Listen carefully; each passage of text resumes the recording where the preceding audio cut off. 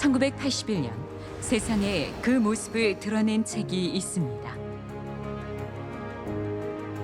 이 책은 참 진리를 찾는 고도자에게 빛이 되었으며 증산 상제님을 모시는 도생들에게 신앙의 초석이 되었습니다.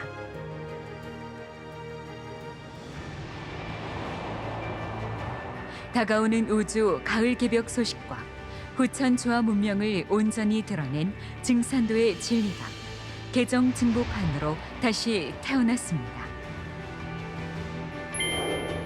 세계는 지금 어디로 가고 있는가? 인류를 분노케 하는 모든 갈등과 비극의 원인은 무엇인가? 종교와 과학과 철학, 구원의 섭리를 밝히다. 그 누구도 전혀 언급할 수 없었던 화천왕의 가르침. 오늘의 세계를 구원하고 우주 가을철 조화 낙원의 새 시대를 열어주신 증산 상제님의 대도 세계를 만나보시기 바랍니다. 현대의 결말과 새 출발, 증산도의 진리.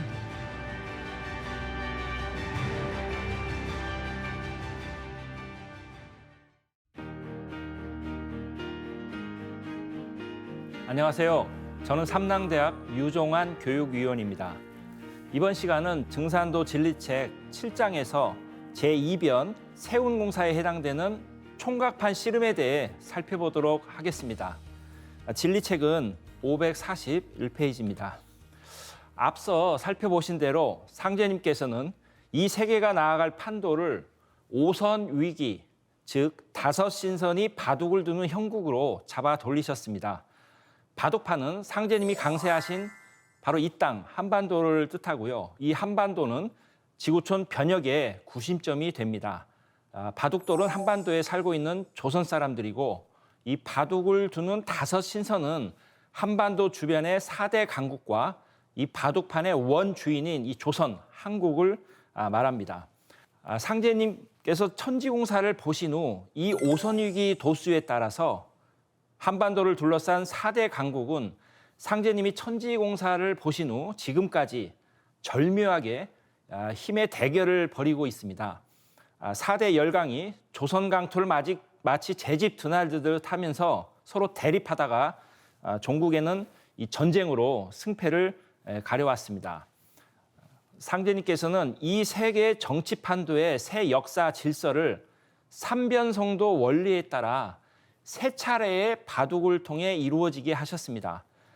삼변성도란 세 번 변해서 매듭이 지어지고 비로소 도가 완성된다는 것입니다. 상제님께서는 이 대결 과정을 애기판, 총각판, 상씨름판이라는 세 차례의 씨름판으로 비유해서 말씀을 하셨습니다.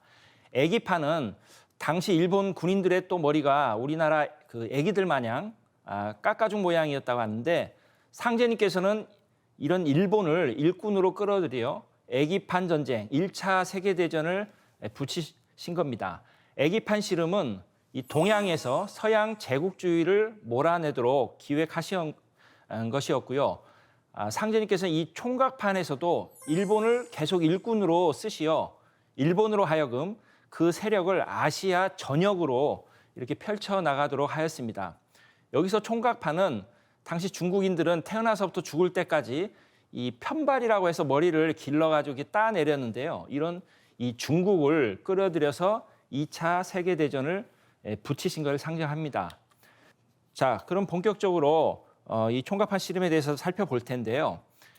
자, 페이지 541페이지. 이 총각판 씨름에 대해 구체적으로 알아보기 전에 먼저 그 역사의 배경이 되는 이 100여 년 전의 일본의 이 군국주의 역사에 대해 잠시 살펴보도록 하겠습니다. 일본 군국주의의 뿌리는 이 막부 시대의 역사로 이렇게 거슬러 올라가는데요. 지금 화면에 보시는 것처럼 12세기 말 전국을 장악한 이 쇼군이 가마쿠라 막부, 이제 무사 정권을 뜻하는데요. 이걸 시작으로 절대 권력을 휘두르면서 이 군부 정치 체계가 일본 역사에 이제 등장을 하게 됩니다. 그것을 이어서 이 아시카가 가문의 이 무로마치 막부가 열리게 되는데요. 그 이후에 이 조선을 침략한 도요토미 히데요시가 죽고 나서 다시 권력을 뺏은 이 도쿠가와 이에야스가 지금 화면에 보시는 것처럼 이 에도에 새로운 막부를 조직한 이후 19세기까지 약 700년 가까이 이 막부 체제가 지속하게 됩니다. 자, 페이지 541페이지 중간쯤 보시면요. 이 에도 막부에 대해 설명이 나와 있는데요. 도쿠가와 가문 대대로 이어지는 이 쇼군을 정점으로 여러 대신이 정무를 담당하고 지방에는 이 번주인 다이묘가 거의 완전한 자치권을 부여받아 무사를 거느리고 절대 권력을 행사하는 이 직권적 지배체제인 막번 제도가 정립을 하게 됩니다. 그 뒤에 바로 이 에도 막부는 서양으로부터 개항을 요구받게 되는데요. 그럼에 따라 미일 화친 조약을 맺은 뒤에 1867년 일본 근대사의 출발점이라고 할 수 있는 바로 이 명치, 이 메이지 정부가 수립되게 됩니다. 명치 유신, 여기서 유신은 옛것을 없애고 새롭게 시작한다는 의미로 이후 이 일왕인 바로 이 명치인 메이지를 중심으로 중앙 집권 조직을 만들고 근대화로 가는 부국 강병과 이 팽창 정책을 추진해 나가게 됩니다. 사실 이 메이지 정부 초기에는 내치 개혁을 이루고 나중에 조선을 정벌하자는 이들이 이제 정권을 장악하게 되는데요. 근데 결국 이 19세기 후반 들어서 정한론자들이 이렇게 득세를 하면서 다시 이 동북아를 정벌하려는 야망이 꿈틀거리기 시작합니다. 이 정한론은 후에 일본이 조선을 식민지로 만드는데 결정적인 그 기본 이론이 됩니다. 이 정한론 이론을 창시한 사람은 바로 요시다 쇼인인데요. 20대 후반에 이제 처형을 당하게 되는데 바로 이 요시다 쇼인의 수제자가 바로 이토 히로부미입니다. 그래서 명치 유신 이후에 일본은 한반도를 점령하여 강압적으로 주권을 빼앗고 식민지 정책을 쓰면서 우리 한민족의 역사와 문화의 근원을 말살하게 되었고요. 지금 이 순간까지도 이런 식민사학은 청산되지 못하고 전혀 극복을 못하고 있는 실정입니다. 자, 542페이지로 가서요. 이 메이지 정부에 대해서 나와 있는데요. 메이지 정부는 1890년 메이지 헌법의 발효로 새로운 국가 체제를 정비하고 군국주의의 길로 이제 나아가게 됩니다. 일본의 그 청일 전쟁에서 승리를 해서 군국주의의 기반을 다졌고요. 이 러일 전쟁으로서 이 열강으로서 이 지위를 굳건하게 굳히고 바로 이 군국주의를 확장해 나가게 됩니다. 상제님께서는 이런 일본의 침략 야욕을 천지공사로 이화하셔서 바로 일본을 천지 일꾼으로 내세워 잠시나마 동아시아를 제패할 수 있도록 바로 이 천하의 통일지기를 붙여 서양 세력을 몰아내게 하신 것입니다. 바로 여기 일본을 하나로 묶는 근원적인 힘이 있는데요. 그건 바로 일본의 이 주신인 천조대신과 그들의 조상신을 섬기는 바로 이 신사문화에서 비롯하였습니다. 본래 이 천조대신은 본래 이 한반도에서 건너간 그 천신이 있는데 일본 그 40세 천무왕 때 이 천조대신이 주신으로 이렇게 둔갑을 하게 됐습니다. 근데 일본에는 이 10만 개의 또 신사가 있는데 바로 그 구심점이 이즈모 대사와 이세 신궁입니다. 그래서 일본은 조상신을 숭배하는 그런 일체된 마음과 천황을 신으로 섬기는 바로 이런 황국사관을 바탕으로 지구촌을 정복하고자 하는 그런 침략 전쟁을 일으킨 것입니다. 자, 여기서 우리가 한 가지 알고 넘어가야 하는 부분이요. 바로 이 일본의 근원적인 힘이 되는 이 신사문화의 원형은 바로 무엇이고 과연 그것은 어디서 이렇게 전수를 받은 것인가 문제인데요. 지금으로부터 약 2000년 전 신라의 왕자인 천일창 그 화랑이 광명신을 받아내리는 이 신단수를 모시고 와서 전수한 역사가 있습니다. 이 조화 삼신과 하나 되는 바로 이 거룩한 그 신단, 이 제단을 전수한 것인데요. 바로 그걸 웅신단이라고 합니다. 일본말 구마노 히모로기, 그것이 바로 전수가 되었는데 사실 이 신단수는 인류 원형 문화, 이 신교 삼신문화, 이 조물주 신성을 받아내리는 그런 천신숭배 의례와 아주 연관이 깊습니다. 또한 백제를 통해서는 이 신단수의 주인공, 즉 신단에 이 모시는 그 천신, 그 신이 전수가 되었는데요. 이것은 환곡 배달 조선으로부터 내려오는 천신을 숭배하는 그런 신도의 그런 주권을 전수하게 된 것입니다. 사실 이렇듯 이 일본 신사문화 바탕에는 우주 광명의 그런 신성문화의 원주인 그런 천신이 자리 잡고 있습니다. 그것이 바로 이제 이후에 일본에서는 뭐 신상제나 한신제 같은 이런 맞들이 문화로 지속이 되고 있습니다. 자, 다음 2절로 넘어가서요. 이 중일 전쟁과 제2차 세계대전에 대해서 살펴보도록 하겠습니다. 자, 페이지는 542페이지인데요. 자, 상제님 말씀을 다 함께 보도록 하겠습니다. 장차 일청 전쟁이 두 번 일어나리니 첫 번째는 청국이 패하고 말 것이요 두 번째 일어나는 싸움이 10년을 가리니 그 끝에 일본은 패하여 쫓겨 들어가고 호병이 침노하리라. 자, 일본은 1931년 만주사변을 일으켜서 만주를 점령하고 1932년에 그 청나라의 마지막 황제의 푸이를 꼭두각시의 그 왕으로 앉혔습니다. 이 만주사변은 사실 일본이 임의로 사용한 용어이고요. 상제님이 말씀하신 일청 전쟁의 첫 번째가 바로 만주 전쟁입니다. 당시 일본은 국제연맹도 탈퇴하고 이 대륙 침략에 열을 올리고 있었는데요. 이후 1937년에 일본이 그 베이징 근교 노구교 부근에서 이 일본군과 중국군 사이에 좀 사소한 그런 다툼이 있었는데 그것을 빌미로 중일 전쟁을 일으켰습니다. 바로 이 전쟁이 바로 오선위기 도수의 이 총각판 씨름의 시작이 됩니다. 그래서 지금 보시는 것처럼 이 중국과 일본 간의 전쟁이 일어나자 이 소련은 중소 불가침 조약을 체결하고 일본에 대항하며 중국에 훈수를 두게 됩니다. 당시 전쟁을 준비하던 이 독일은 소련에 맞서기 위해 일본과 방공협정을 맺고요. 일본에 이제 훈수를 두기 시작했습니다. 그래서 이 중국과 소련, 독일과 일본이 각기 이 손을 잡음으로써 총각판 오선위기의 아주 이 기본 틀이 갖추어지기 시작했습니다. 자, 여기서 이 독일에 대해서 잠깐 살펴보면요. 1933년도에 권력을 잡은 아돌프 히틀러가 사실 자신의 고향이기도 한 이 오스트리아를 무력으로 합병을 하고 독일인이 많이 살고 있는 이 체코를 침공을 하게 됩니다. 그리고 베르사유 협정을 통해 이 상실한 독일 영토의 회복을 요구하면서 1939년 9월 1일 폴란드를 침공을 하게 됩니다. 이에 영국과 이 프랑스의 대독 선전포고로 2차 세계대전이 발발을 하게 됩니다.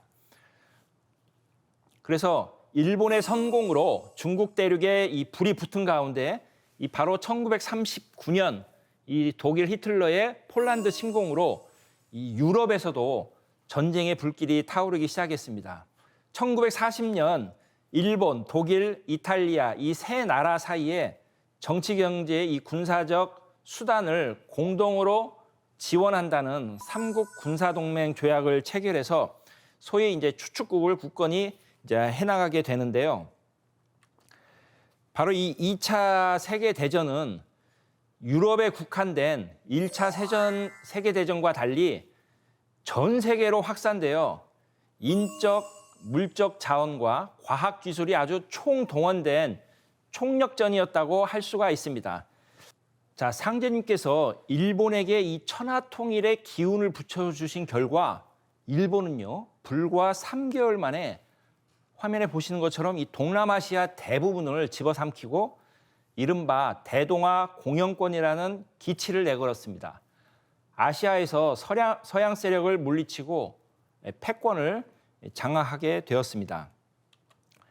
또한 일본은 군수 자원을 확보하기 위해서 동남아 전선으로 이제 확장을 하게 되니까 미국이 자원 공급을 중단을 하고 바로 경제 제재를 가하면서 견제를 하게 되었습니다. 그러자 일본은 메이지 유신 이후 근대 문명을 전해준 개화를 이끌어준 바로 스승의 나라 미국을 집어삼키러 달려들었습니다. 그래서 일본 군부가 1941년 12월 진주만을 기습 공격해서 태평양 전쟁을 일으킴으로써 이 전 세계가 대전쟁에 앞으로 불길에 휩싸이게 되었는데요. 그 상제님 말씀을 잠시 보도록 하겠습니다. 페이지는 546페이지인데요.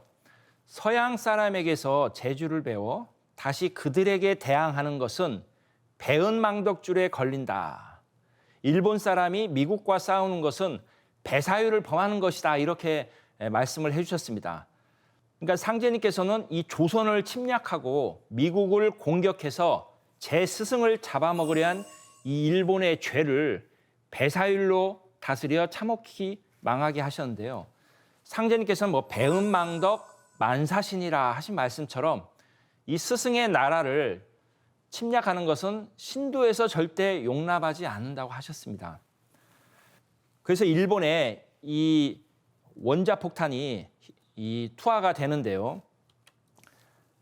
상제님께서는 이 일본이 배사율로 인해 바로 장광 80리가 불바다가 되어 참혹히 망하리라 이렇게 말씀을 하셨습니다. 상제님께서 이 불바다가 되리라 하신 장광 80리는 어디를 얘기를 할까요? 바로 일본 나가사키와 히로시마를 두고 하신 말씀입니다. 자, 히로시마는 화면에 보시는 것처럼 장기라고 하고요. 나가사키를 장기라고 하고 히로시마를 광도라고 하는데 바로 일본은 1945년 8월 6일에 히로시마 그리고 8월 9일에 이 나가사키에 원자폭탄이 투하되자 일본은 무조건 이제 항복을 선언을 하게 됩니다. 그래서 이 조선과 아시아 여러 나라들을 이 빈집 드나들듯 하면서 이게 야심을 불태웠던 이 일본은 결국 배사율에 걸려 참혹히 이제 패망을 하게 되는데요. 사실 2차 세계대전은 인류 역사상 아주 초유의 그런 핵무기를 사용함으로써 인류에게 뭐 원자병이라는 가공할 그런 인공 괴질을 또 안겨다 주었고요. 원폭의 영향권 안에 있던 사람들은 완전 사지가 녹아내리고 방사하는 그런 오염에 의해서 이 백혈병과 암 이런 악성 림프종에 걸려 죽었고 뭐 기형아 출산이라든지 그런 유전자 변형 이런 고통이 다음 세대까지 계속 이어지게 됩니다. 여기서 몇 가지 흥미로운 사실이 있는데요.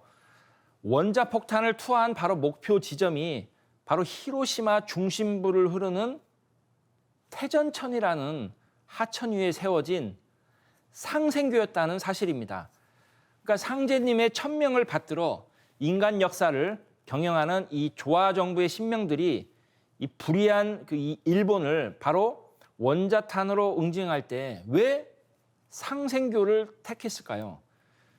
그건 아마도 이 상생교가 가을 신천지 세상의 질서인 이 상생의 정신을 담고 있기 때문입니다. 그래서 일본으로 하여금 이런 상극의 그런 불의한 짓을 멈추고 상생의 정신으로 살라는 하늘의 뜻을 보여준 것이라고 생각이 됩니다. 자, 다음 547페이지를 보면 상제님께서는 이 일본의 압제에서 벗어나게 되는 이 조선에 대해서 하신 말씀이 있는데요. 오랜만에 어렵게 빠져나오는구나 하시면서 상제님 말씀대로 이 조선은 오랜 고생 끝에 일본의 이제 압제에서 벗어나게 됩니다.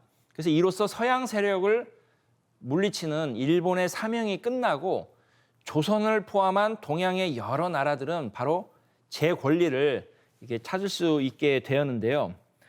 상제님께서는 547페이지를 보면은 일본의 이런 침략 야욕을 뿌리 뽑는 이 지기를 뿌리 뽑는 공사를 보시게 됩니다. 말씀을 잠시 보면요. 일본은 너무 강렬한 지기가 모여 있어 그 민족성이 싸납고 탐욕이 많으며 침략력이 강하다. 그 지기를 뽑아버려야 조선도 장차 편할 것이요. 저희들도 또한 뒤는 안전을 누리리라. 이 상제님 말씀대로 현실에 1995년 1월 17일 일본 고베에서 진도 7.2에 달하는 강력한 지진이 일어나 고베시 그 반경 100km 안에 아주 엄청난 그런 피해가 발생을 했습니다. 이 고대 대지진은 일본의 그런 강렬한 그런 지기를 뿌리 뽑는 상제님 공사에 따라 일어난 것입니다. 또한 그 20세기 초 제주도민 70%가 상제님을 신앙하는 증산도 초기 교단이 이 보총교를 믿었는데요. 그 후손들의 증언에 따르면 앞으로 대세에서 일본은 화판이다 이런 증언이 나오기도 했습니다. 또한 일본은 불로 치고 서양은 물로 치리라 이런 이제 말씀도 도전에 담겨 있는데 이는 아주 개벽의 관문을 넘어가는 이 중대한 어떤 변혁의 중심 주제라 할 수 있습니다. 사실 많은 전문가들은 일본 화산의 위험을 오래전부터 이렇게 경고해 왔는데요. 영화로도 뭐 여러 차례 소개된 바 있습니다. 또한 세계적인 영능력자인 에드가 케이시도 앞으로 이 일본은 Japan must into the sea, must라는 단어까지를 쓰면서 일본은 무조건 가라앉는다 이렇게 예언을 하기도 했는데요. 그 나온몽이 쓴 동방의 한나라라는 책을 보면요. 일본의 유명한 도승인 기다노 대승정의 예언이 담겨 있습니다. 앞으로 일본은 20만 정도만 살고 이 한국이 전 세계에서 가장 많은 숫자가 산다고 또 전하기도 합니다. 자, 일본으로부터 해방을 맞이한 조선은 놀랍게도 이 도전을 보면 상제님께서 그 천지공사를 보신 이후 언제 일본이 패망해서 이렇게 물러가고 조선이 해방을 맞이하게 되는지 그 시점이 정확히 나와 있는데요. 이 천지공사에 대한 태상 종도사님 말씀을 잠시 시청하도록 하겠습니다. 상제님이 신명공사에서 그 틀을 정해 놓은 것은 이 세상 둥글어가는 비결이요. 또 상제님이 그 천지공사에서 말이요, 신명공사에서 그 틀을 그렇게 정해 놓은 것은 지나간 세상의 역사 과정이 그렇게밖에는 할 수가 없이 되어져 있어. 우리 도전을 보면 상제님 공사 중에 뭐가 있냐면은 3인동행 70리 5로봉년 20일 7월 지석사모야 동기한식 백오제라는 문구가 있어. 7월 지석사모야라는 게 일본 사람 두 손 드는 날이야. 음력으로는 7월 칠석. 삼모 하면은 말이야. 밤이 왔잖아 어조사고. 삼모 하면은 말이야. 석삼자하고 다섯오자 하면은 삼모니까 8월 아니야 8 아니야 8. 또 3호를 성하면 15이거든. 3호 10에 5. 그러니까 3호라는 글자가 8월 15일이래요. 8월 15일. 음력으로는 7월 7석이요. 양력으로는 8월 15일. 두 손을 들었어. 그래서 그 전날 저녁에 술을 한 잔 사다 놓고 내일은 일본 사람들이 손드는 날이다. 술이나 한 잔 먹자고 말이야. 여기서 술을 몇 잔 먹고서 참 시간을 기다려본 사실이. 예, 상제님 그 말씀에 7월 7석 3호야.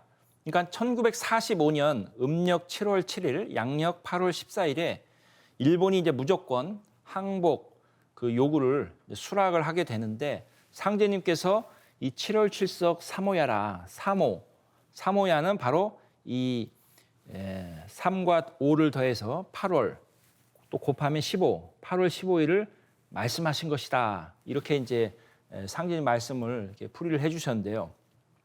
자, 이제 끝으로 상제님께서 이 천지공사 보신 이 총각판, 이 씨름의 그 아주 역사적인 의의에 대해서 살펴보도록 하겠습니다. 페이지는 550페이지입니다. 자, 중간 부분을 보시면 상극의 이면에 상생이 깃들어 있는 것이 선천의 우주섭리입니다. 위대한 건설은 파괴를 바탕으로 이루어집니다. 중일전쟁과 2차 세계대전이라는 이 총각판 싸움은 수많은 파괴와 희생을 남겼지만 아시아, 아프리카 등지의 식민지 국가들이 독립을 성취하는 획기적인 전환점이 되기도 했습니다. 자, 상제님 말씀에 일꾼이 주인의 집을 빼앗으려 함으로 마침내 크게 패망할 것이니 일본 사람은 나한테 품삯도 못 받는 일꾼이다.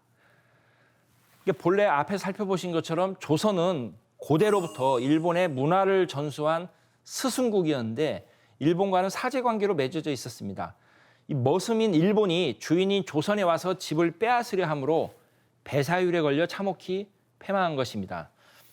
사실 2차 세계대전 결과 자연 발생적인 질병이 아닌 인간 문명과 과학기술의 진보가 가져다준 이 반인륜적인 질병으로 인류는 더없이 참혹한 고통과 위험에 직면하였습니다. 뿐만 아니라 2차 이 대전 중에 재래식 화학 무기를 대신할 생물학 무기에 대한 연구가 시작되어 이 실전에 투입되기도 하였고요.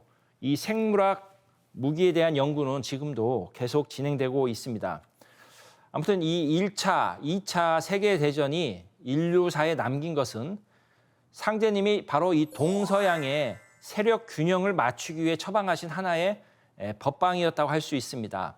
실제로 두 번의 세계대전을 치르는 동안 서구 제국주의의 힘은 크게 약화되었습니다. 또한 20세기 초엽 아주 그 누란 지경에 빠졌던 이 동양이 서구의 압제에서 이렇게 벗어났고 기울어졌던 이 동서양의 세력도 어느 정도 균형이 잡혔습니다.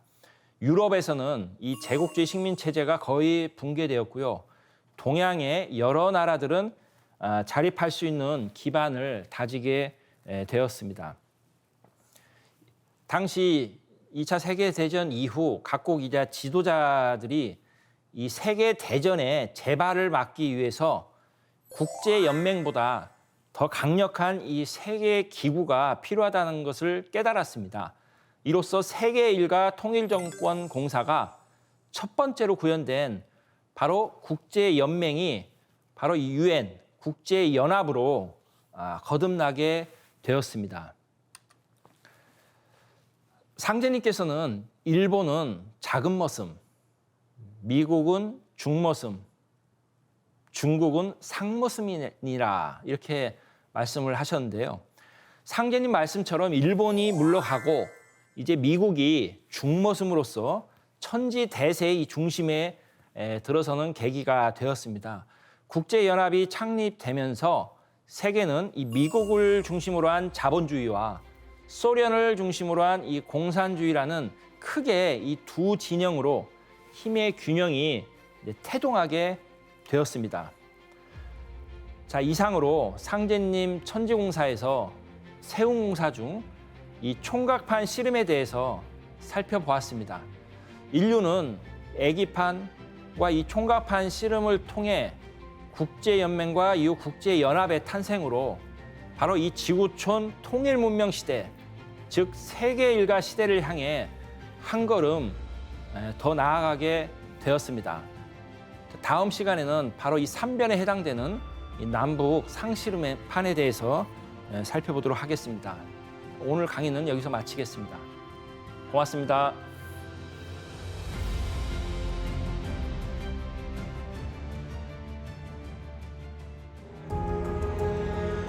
(1981년) 세상에 그 모습을 드러낸 책이 있습니다. 이 책은 참 진리를 찾는 구도자에게 빛이 되었으며 증산 상제님을 모시는 도생들에게 신앙의 조석이 되었습니다.